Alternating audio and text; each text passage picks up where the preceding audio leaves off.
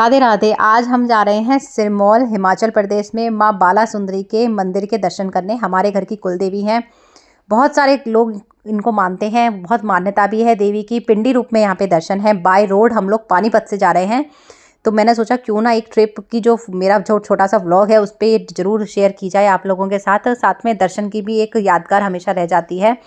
दूसरा, जो लोग बाय रोड जाएंगे उनको भी एक थोड़ा सा आइडिया मिल जाएगा। अच्छा, हम पानीपत से निकले थे सुबह सुबह 6:15 साढ़े 6 के आसपास। तो पीछे आप लोग देख सकते हैं फुल लाइटें जल रही हैं। रोशनी है पर उतनी नहीं है, तो इसलिए लाइटें सब जगह की चल रही हैं। ये जीटी रोड है। जीटी रोड पे से हम लोग हाईवे पे से जाने वाले हैं। जो लोग भी जीटी रोड पे से जाते हैं, बहुत सारे लोग शाहबाद से कट ले लेते हैं, लेकिन शाहबाद से कट ना लेके अगर आप सीधे चले जाते हैं तो बहुत ही अच्छा रहता है। वहाँ पूरा रोड हाईवे है और आगे जाके नारायणगढ़ के लिए आप लोग कट ले सकते हैं। ये देखिए टोल प्लाज़ा आ गया।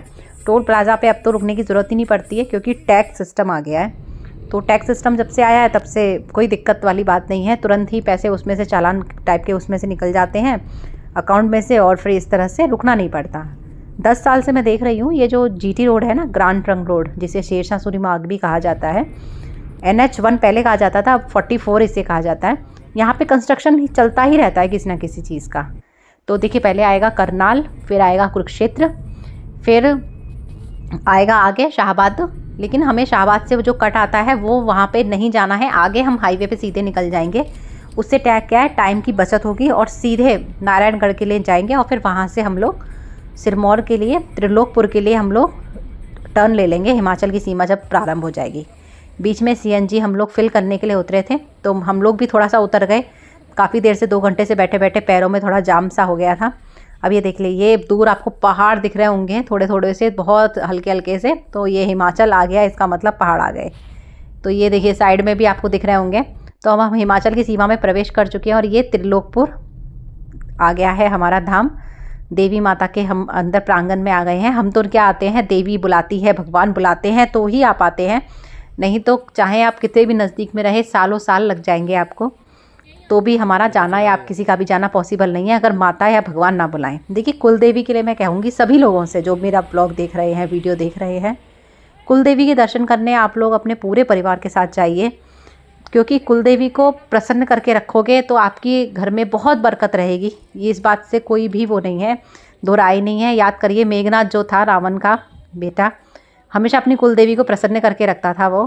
तो कहते हैं कि भाई कुल देवी के बहुत बार हर अलग उसमें देखे गए हैं। तो यहाँ पे एक ध्यानो भगत हैं, दर्शन करने से पहले उनके दर्शन किए जाते हैं। ध्यानो भगत की भी एक अच्छी खासी कथा है। ध्यानो भगत माता के भक्त थे और उन्होंने अपना शीश काट के दान में दिया था। वो परीक्षा ली थी देवी ने उनकी। तो ध्यानो भगत के भी यहाँ पे मंदिर बना हुआ है और तभी से ये परंपरा निकली कि दंत कथा में ऐसा कहा गया है कि माता ने ये बताया कि भाई आप लोग चीज़ की जगह नारियल चढ़ा सकते हैं, क्योंकि हर कोई ध्यानो भगत के जैसा भगत तो होता नहीं है। तो अंदर देखिए इतना सारा लोगों का तांता लगा हुआ था। यहाँ पे अंदर प्रसाद वगैरह चढ़ाया जाता है और मंदिर के बाहर ही हमने वहाँ पे पार्किंग जहाँ पे की थी, वहीं से उन माता जी से हमने प्रसाद लिया था। तो ये ध्यानो भगत जी हैं। तो भगत के दर्शन भी हमने किए। यहाँ पे पंडित जी ने प्रसाद वगैरह जो हम लाए थे वो उन्होंने अर्पण उनको कर दिया और टोकरी हमें वापस थमा दी। तो ध्यानो भगत जी के मंदिर से बाहर निकलने के बाद यहाँ पे अच्छी खासी धूप आ गई थी। तो हमने क्या किया था, अपने जूते चप्पल वगैरह गाड़ी में ही उतार दिए थे, क्योंकि पहले एक बार यहाँ पे जूते चप्पल उतारो फिर से पहनो। तो अभी हम लोग बहुत पहले थे, ये मंदिर अभी अंदर बहुत अंदर रास्ता है पूरा, ज़मीन बहुत ठंडी थी, लेकिन हमने सोचा चलो यहीं से थोड़ी सी पदयात्रा नंगे पैर की जाए। तो अंदर ये माहौल तो मन को मोह लेने वाला माहौल है। माता के भजन भक्त यहाँ पे चलते रहते हैं। कहीं भी मंदिरों पे ये वाला नज़ारा ऑलमोस्ट एक जैसा होता है, सेम सा रहता है। प्रसाद की आपको दुकानें मिलेंगी, झंडी वगैरह, खिलौने बच्चों के। देखिए पहले शेड नहीं था, फिर बाद में अब ये शेड वगैरह, मतलब ये तो काफ़ी समय हो चुका है शेड लगे हुए। यहाँ पे इस तरह से देखिए दुकान पे मिठाइयाँ वगैरह बन रही है, नाश्ते की दुकान है, सब चीज़ तैयार है यहाँ पे। लेकिन हम लोग पहले करेंगे माता के दर्शन, उसके बाद ही कुछ खाएंगे पिएंगे। तो यहाँ से अब मेन जो दर्शन की जो मेन द्वार है वो शुरू हो जाता है देवी माता का। अब मैं आपको भी थोड़ी सी देर में दिखाऊंगी कि देखिए ये लाल कलर का आपको जो ऊपर दिख रहा है, यही देखिए गेरुए से रंग का ये मेन द्वार है।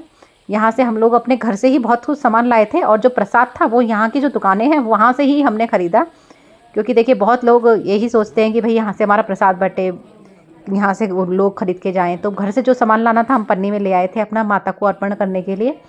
ये मेन द्वार था मंदिर का, लेकिन भीड़ होने की वजह से साइड से यहाँ से रास्ता दे रखा है जाने का। मंदिर बहुत ज़्यादा चमत्कारी मंदिर माना जाता है माँ बाला सुंदरी का। बहुत लोगों की मान्यता है इसमें और बहुत सारे लोगों की कुलदेवी भी है। तो ये मंदिर का जो साइड का हिस्सा है, जब लाइनें बहुत ज़्यादा रहेंगी तो समझ जाइए यहाँ से अगर आपको प्रवेश दे रहे हैं तो इसका मतलब अच्छे खासे आपको 2-2.5 घंटे लगने वाले हैं, और हमको भी ही लगने वाले थे 2-2.5 घंटे। यहाँ से जाने का मतलब ही यही है कि लाइन अच्छी खासी है, 4-5 लाइनें अंदर मिलेंगी, फिर 4-5 लाइनें और अंदर भी मिलेंगी। अब इस कथा पे आ जाते हैं कि माता बाला सुंदरी की यहाँ पे पिंडी किस तरह से आई। 16वीं शताब्दी में कहा जाता है, प्रदीप नाम के राजा थे, प्रकाश प्रदीप करके। तो जो राजा थे उनके बारे में कहा जाता है कि उनके राज्य में एक रामदास करके लाला रहा करता था। तो उसका काम था कि वो सहारनपुर के, यूपी के सहारनपुर से नमक लेके आते थे और नमक बेचा करते थे। एक बार जब वो नमक लेके आए तो नमक उनका पूरे दिन बेचते बेचते नमक उनका ख़त्म ही नहीं हुआ। नमक की बोरी उन्होंने घर पे रख दी और उनके सपने में देवी आई और देवी ने कहा कि मैं पिंडी रूप में तुम्हारे नमक के थैले में आई हूँ और तुम मेरा मंदिर बनवाओ। अब वो आदमी इतना तो धनी नहीं था, तो उसने राजा से बात कही और राजा ने 16वीं सदी में ये मंदिर की स्थापना करवाई। इसके साथ साथ हमारे यहाँ पे एक और कथा चलती है, 2 कथाएं हैं, दंत कथाएं हैं दोनों ही। कि पहले में तो ये था कि माता नमक की बोरी में आई। दूसरा ये कथा ये है कि जो रामदास था उसके घर के आगे पीपल का पेड़ था। पीपल के पेड़ में एक बार बहुत ज़्यादा हवा वगैरह चली, तो हवा वगैरह चलने की वजह से वो पीपल का पेड़ जो है वो जड़ से हट गया और वहाँ पे एक पिंडी उसको मिली। तो पिंडी को जब वो अपने घर पे लाया, उसने साफ़ किया, क्योंकि वहाँ पे पहले कुछ भी नहीं था। वहाँ पे वो पूजा पाठ किया करता था, पेड़ में पानी वगैरह दिया करता था। लेकिन जब उसने वो पिंडी देखी तब उसने वहाँ पे उसको सपना आया उसी दिन रात को, और माता ने वही कहा कि भाई मैं ऐसे ऐसे माता हूँ और तुम मेरा यहाँ पे मंदिर बनवाओ। और उसने राजा से ये बात कही और फिर राजा ने मंदिर बनवाया। तो दोनों ही कथाएं मैंने आपको सुनाई हैं। 16वीं शताब्दी में राजा ने यहाँ पे मंदिर की स्थापना कराई। यही जो मेन मंदिर है यही है जो आपको पीछे दिख रहा है। इसकी जो माता की जो फ़ोटो है वो भी मैंने आपको आगे, मैं आपके जो मेन दर्शन है माता के वो भी आपको आगे करवा दूँगी अभी, क्योंकि अंदर वीडियोग्राफी वगैरह कुछ भी अलाउ नहीं थी। और देखिए उस पीपल की पेड़ की याद में ही यहाँ पे एक पीपल का पेड़ भी लगाया हुआ है। साथ में हमने इस तरह से यहाँ पे जो दीप वगैरह थे वो भी प्रज्वलित किए, क्योंकि हम दीपक वगैरह ये मैं घर से ही लेके आई थी, टोकरी वगैरह में तो नहीं थे, तो दीपक वगैरह बाहर रखने थे। बहुत सारे और देवियों के यहाँ पे स्थान है, जगह हैं, तो हमने यहाँ पे रखे। तो इस तरह से 2 दंत कथाएँ हैं, जो दोनों दंत कथाएँ मैंने आपको सुना दी। दर्शन पिंडी रूप में ही है माता के। मूर्तियाँ हैं माता की 2, जो शेरा वाली माता होती हैं उस रूप में है माता की मूर्ति, और जो पिंडी है उसको फूलों वगैरह से कवर करके रखते हैं। कहा जाता है कि यहाँ पे सच्चे हृदय से माता से अगर अरदास लगाई जाए, यानी विनती की जाए, तो ज़रूर पूरी होती है।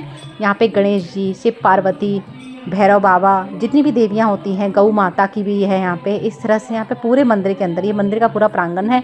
अच्छा देखिए, ये मंदिर के ऊपर नक्काशी का काम चल रहा है। देखिए पेंटिंग का सा काम अभी यहाँ पे चालू था।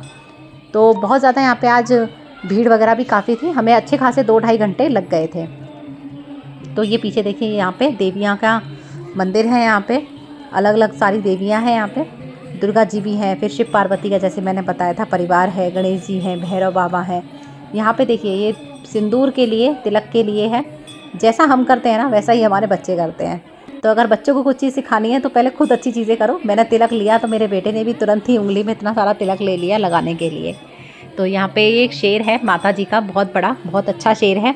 मान्यता है शेर के नीचे से निकल के जाना रहता है और पार कर जाओगे तो अच्छी बात है। तो देखिए हम ज़्यादा कोई हाइट में और पर्सनैलिटी में कोई बहुत ज़्यादा मोटे तो नहीं थे, तो ऑब्वियस सी बात है कि हम तो निकल ही जाएंगे। वैसे तो इतनी अच्छी खासी जगह है कि कोई भी निकल जाए। ये मेरा बेटा है, बैग के साथ ही नीचे से निकल रहा था, तो पहले उसने नीचे से क्रॉस किया। फिर कभी कभी कुछ चीज़ें होती है ना कि हमें भी मन करता है चलो हम भी कर लें, और कर भी लेनी चाहिए। तो भाई मैं भी सरक के इसमें से आ गई और मुझे तो इतनी हंसी आई, क्योंकि बच्चे कर रहे थे, कुछ औरतें भी कर रही थी। आगे जाके एक और यहाँ पे जो कलावा है बांधने का, पंडित जी बांध रहे थे, यहाँ पे हवन होके चुका था। हमने भी अपने अपने हाथों पे कलावा बंधवाया। ऊपर देखिए 2 शेर हैं ऊपर, उस पर मेन मंदिर तो यही है जो दिख रहा है। सबसे पहले यही मंदिर था, धीरे धीरे समय के साथ साथ विस्तार होता गया। ये है वो दर्शन, ये बीच में पिंडी रूप में दर्शन है माता के। ये पूरा माता का मंदिर का इतिहास है संक्षिप्त में। तो जो मैंने आपको जैसे बताया कि प्रदीप प्रकाश करके जो थे, तो राजा उन्होंने बनाया और फिर वापस से इसका जीर्णोद्धार करवाया राजा रघुवीर प्रकाश ने उन्होंने करवाया 19वीं सदी में 1823 और 1851 में राजा रघुदीप प्रकाश ने इसका मंदिर का वापस से, क्योंकि ऐसा संभव ही नहीं है कि भाई 16वीं या 15वीं शताब्दी का कोई मंदिर हो और उसको मुसलमानों ने ध्वस्त ना किया हो, तो ऐसा पॉसिबल ही नहीं है। बहुत कम मंदिरों को इन्होंने छेड़छाड़ की थी। ये पूरा अंदर का प्रांगण, एक तरफ महिलाएं जो थीं वो भेंटें गा रही थी, माता की भेंटें। अच्छा, माता का मंदिर था, कुछ बरसाने वाले के गीत चल रहे थे। अच्छा, यहाँ पे देखिए इस तरह से प्रसाद का भी था। नारियल भी आप लोग चेंज वगैरह कर सकते हैं, बदल सकते हैं, भोग के नारियल ले लो, अपने नारियल आप रख दो। तो पीछे पूरा चित्र के जरिए दिखा रखी है जो कथा मैंने आपको सुनाई। साथ में बालिकाएं, महिलाएं, पुरुष सब लोग बैठ के यहाँ पे भजन वादी यहाँ पे गा रहे थे और बहुत ही अच्छा माहौल था। मंदिर का माहौल तो अच्छा ही रहता है। जो बात मैंने आपको बताई है वो यहीं पे चित्रों के जरिए बड़ी ही सुंदर उसमें बताई रखी है कि भाई देखो, रामदास जो लाला थे वो नमक का काम करते थे, वो सहारनपुर से नमक लाए, बोरी में उनको इस तरह से आई। दूसरी कथा भी यहाँ पे दिखा रखी है कि वो पीपल के पेड़ के नीचे उनको प्राप्त हुई, माता स्वप्न में आई उनके। देखिए पीपल के पेड़ की जो हवा से टूट गई तो यहाँ पे उनको पिंडी प्राप्त हुई, स्वप्न में माता ने दर्शन दिए। और फिर बाद में उन्होंने किस तरह से राजा से कहा और फिर राजा ने यहाँ पे मंदिर का निर्माण करवाया। ये सारी बात कथा के ज़रिए भी यहाँ पे इस तरह से भित्ति चित्र के माध्यम से, यानी कि दीवार पे जो चित्र है उसका वर्णन करके कर रखी है। तो मैंने ये दीवार का भी आपको पूरा बता दिया। पहले ये नहीं था, ये बाद में हुआ है कुछ सालों से। तो इस तरह से बड़ा ही सुंदर और भव्य प्रांगण है। अच्छा, मंदिर में बहुत बार भंडारे वगैरह भी चलते रहते हैं। तो हम मंदिर से अब बाहर निकल रहे हैं। बाहर निकलने का द्वार दूसरा है, जो मेन द्वार है वहीं से निकल रहे हैं। बाहर निकलते वक्त बहुत ऐसा लग रहा था कि मन नहीं कर रहा था कि मंदिर से जाएं। मंदिर के अंदर ना एक अलग सी वाइब होती है, एक अलग सी ऊर्जा होती है, एनर्जी होती है। अपने पूरे परिवार के साथ जाएं मंदिर, स्पेशली जो आपके कुल देवियों के जो मंदिर होते हैं वहाँ पे समस्त परिवार के साथ ज़रूर से ज़रूर एक साल में एक बार तो हाजिरी लगाएं। ज़्यादा बार भी आप लोग जा सकते हैं। बाहर का एरिया था ये, मेन जो मंदिर का जो दरवाज़ा वो यही है। अच्छा, ये हमारे यहाँ हर जगह है कि भाई कहीं ना कहीं से लोग ना घुसने के लिए कहीं ना कहीं से रिक्वेस्ट करते रहते हैं, क्योंकि लाइन बहुत थी तो वो लोग रिक्वेस्ट कर रहे हैं पुलिस वाले से कि भाई हमको जाने दो। वापस हम लोग गाड़ी में बैठ गए थे, दोपहर पूरी अच्छी खासी हो चुकी थी। अब वापस हम लोग ने सोचा था क्यों ना थोड़ा आराम से ही आया जाए, तो वहाँ पे हम लोगों ने थोड़ा भोग प्रसाद खाया और अब गाड़ी में बैठ के हम लोग रिटर्न आ गए थे। रिटर्न आते आते अब मौसम, क्योंकि दोपहर तो निकल रही थी, अब ठंडा ठंडा थोड़ा सा मौसम हो रहा था। अच्छा, अब जो हम रिटर्न जा रहे हैं वो हम शाहाबाद वाले कट से जा रहे हैं, लेकिन मैं आपको यही कहूँगी कि आप इस कट से बिल्कुल भी मत जाइएगा। जो मैंने आपको बताया, आप लोग हाईवे से चाहिए, ऊपर से जीटी रोड पे से ही पूरा जाइएगा, तो वो बहुत ज़्यादा अच्छा पड़ता है। शाहाबाद वाले कट से बिल्कुल भी ना जाएं, वहाँ से गाड़ी बहुत ज़्यादा कम ज़्यादा करनी पड़ती है। तो ये बीच में देखिए हम लोग अब करनाल की तरफ में जा रहे हैं। यहाँ पे घंटागढ़, कर्ण महावीर वगैरह है। यहाँ पे हम करनाल में आज हमने एंट्री की, तो संडे का दिन था। करनाल पूरी तरह से संडे भाई बंद रहता है। एक मद्रासी डोसा है बहुत फेमस, और एक है लाली की थाली, दोनों आसपास ही हैं। तो मद्रासी डोसा पता चला भाई वो 27 जनवरी से लेके और 12 फरवरी को खोलेगा, क्योंकि उसके घर में किसी बच्चे की शादी है। तो वो सीधे मद्रास ही गया हुआ था। अरुण मद्रास ही डोसा है, ये वहीं के ही हैं एक्चुअली, चेन्नई वगैरह के ही लोग हैं ये लोग, मद्रास के ही हैं। तो हमने सोचा क्यों नहीं फिर लाली की थाली जो है वही खा लिया जाए वहीं पे। तो लाली की थाली अब हम लोग खाने आ गए करनाल में। करनाल में बहुत सारी चीज़ें हैं खाने की। देखिए हम आए थे मद्रासी डोसे वाले के यहाँ, क्योंकि हमें साउथ इंडियन चीज़ें बहुत टेस्टी और अच्छी लगती हैं। लेकिन अब ये नहीं था तो हमने सोचा ये नहीं तो ये सही, तू नहीं कोई और सही। तो इस तरह से यहाँ पे इन्होंने पूरा बाहर अच्छा सेटअप था। और सही बात तो बताऊँ, बंद था तो मुझे तो सुकून लग रहा था, कोई भी शोर शराबा नहीं था, हवा एकदम ठंडी सी थी, ऑलमोस्ट शाम हो चुकी थी।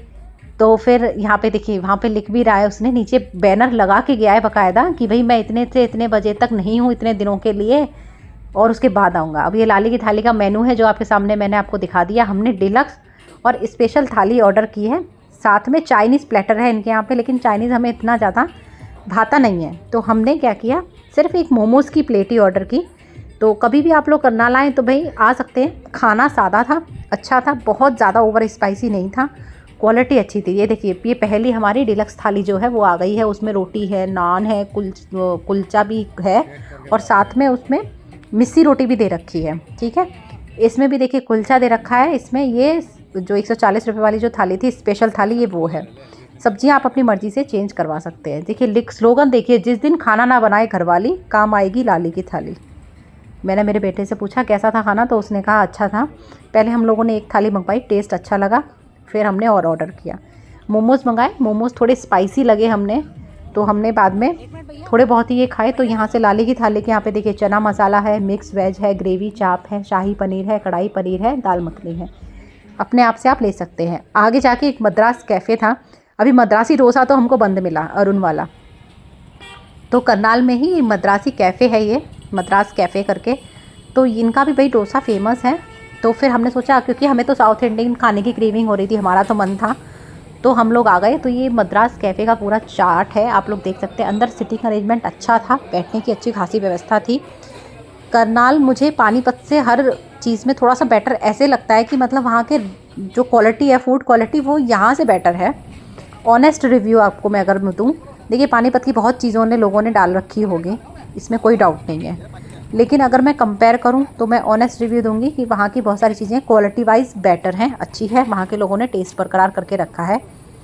तो यहाँ पे अभी डोसे वगैरह का देखिए पूरा उनका फुल, जोमेटो के फुल बहुत ऑर्डर वगैरह थे, क्योंकि हम शाम को ही आए हुए थे। तो यहाँ पे भैया दनादन डोसे वगैरह, उत्तपा सब कुछ बनवा रहे थे। तो हमने मैसूर मसाला डोसा और एक मेंदू वड़ा जो होता है उसका ऑर्डर दिया था। तो हमारा ये जो ऑर्डर है वो बस अभी जस्ट ही आया। अच्छा, वीडियो बनाने के उसमें मैं भूल ही गई कि पहले स्टार्टिंग में ये दिखाऊं। खाते खाते मुझे याद आया, अरे मैंने इसका तो फ़ोटो लिया ही नहीं, क्योंकि आदत नहीं है। तो ये देखिए सांभर था, 3 तरह की चटनी थी, वाइट चटनी और सांभर अच्छा था। और ये मैसूर हमारा डोसा है। इसके साथ जो भैया थे वो सांभर हमने उनको मना कर दिया, क्योंकि हमारा जो सांभर था ना वड़ा वाला, वो बहुत सारा था। तो हम भाई वेस्ट बिल्कुल भी नहीं करते हैं फूड को। मेरे बेटे को तो बहुत अच्छा लगा और उसने बिल्कुल थम्स अप करके बताया। तो इस तरह से वीडियो अगर अच्छी लगी है, वीडियो को लाइक करें, चैनल को सब्सक्राइब करें। आगे और भी पीपली ज़ू की और म्यूज़ियम की एक और अच्छी शानदार आपके लिए वीडियो ज़रूर आएगी। मैं थोड़े से टाइम में अपलोड करूँगी, तो वीडियो में बने रहें मेरे। आगे और भी वीडियोज़ ज़रूर देखें। तो चैनल को लाइक करें, चैनल को सब्सक्राइब करें। फिर मिलेंगे नेक्स्ट ब्लॉग में। अगर आपको वीडियो अच्छी लगी है तो कहें राधे राधे।